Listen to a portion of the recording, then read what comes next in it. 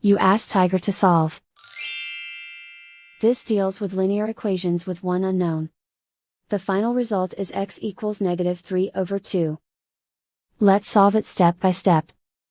Group all x terms on the left side of the equation. Subtract 2x from both sides.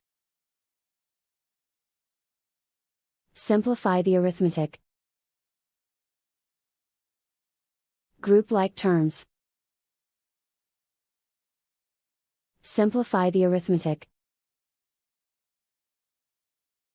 Isolate the x. Divide both sides by 2. Simplify the fraction. And so the final result is x equals -3/2.